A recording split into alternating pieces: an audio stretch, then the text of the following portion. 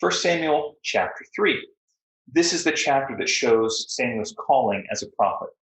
The chapter also starts by saying the word of the Lord was uncommon. Now, I know I said a couple days ago that there weren't prophets. What I was meaning by that is that the prophets were not kind of this authoritative kind of entity within the power structure of Israel at this time. There were, as we will see, as we saw in the last chapter, and we see referenced here, that the word of the Lord through prophets was uncommon. It just didn't happen very much. At the end of the time of the judges, people weren't listening all that much. But at the end of this chapter, what we see is God is regularly revealing himself through Samuel. Now, again, the reason the word of the Lord was rare, likely due to the disobedience. Again, not much point talking if people aren't even bothering to listen. This helps us understand why both Eli and Samuel were taken by surprise by this voice that comes to Samuel. Eli, just again, there's some wordplay going on that his eyesight was weak, and that eyesight is not just his physical eyesight, but his spiritual eyesight. He's weak, and he's the high priest. And here we see that Samuel, he didn't even yet know the Lord. In the temple, he's in the temple working with the high priest, and he doesn't yet know the Lord. Yeah, Eli was weak. First message God gives to Samuel: your mentor's family is going to end. I mean, imagine being, that's the first message you have to give to someone who's been part of raising you. Your family line is done.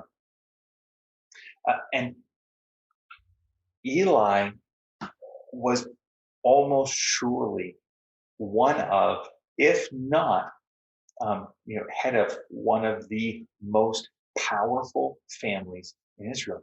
He's the high priest. Everything's flowing and coming to him.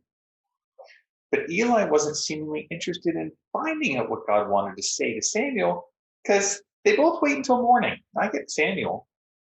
This is a hard message to give. Eli, he knows God's talking to Samuel.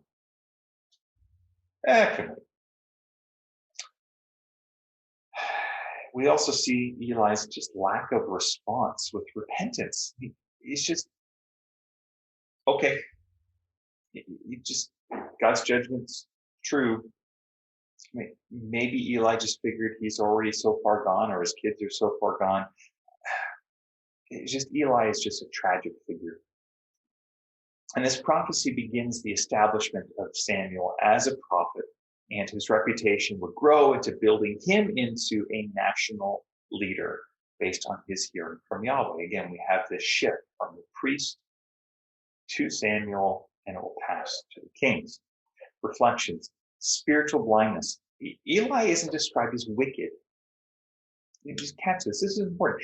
Eli isn't described as wicked. He's described as blind. And the word there is unable to distinguish truth. Again, that can have a physical aspect. You can't see accurately what you're approaching or what's coming to you. And spiritual blindness, you can't discern truth. He was the high priest. It gives you an aspect of how the nation was.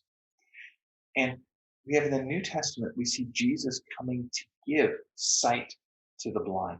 And again, that is absolutely including physical, but not exclusively. It's also spiritual. Jesus came to show us how to see things rightly. Also, we see in this chapter sin that cannot be atoned for. Verse 14 sounds harsh, but in Numbers 15, God warned, if you sin intentionally and defiantly as a covenant person of God, remember, we're not talking about a Gentile. We're not talking about, in our context, we're not talking about someone who's not a follower of Jesus. That doesn't apply here. It is a covenant person of God. If someone who is a Christian today just goes, I am going to intentionally and defiantly just defy Yahweh. I'm going to go against being faithful to him and just hardcore, full on, I don't care. I don't want God. I'm done. God goes, I'll give you what you want. I will allow you to experience the consequence of your decisions. So with all this, I just offer this as a suggestion. How about we ask God today for wisdom and insight into our lives? Maybe it's talking to someone that you trust, someone who you know loves you, that go, hey, where do you see my strength in following Jesus right now? And is there an area where you see I'm struggling or that I could grow in? As you do that, may the Lord bless you and keep you. May the Lord make his face to shine upon you. May the Lord be gracious to you. And today would you know his peace. God bless.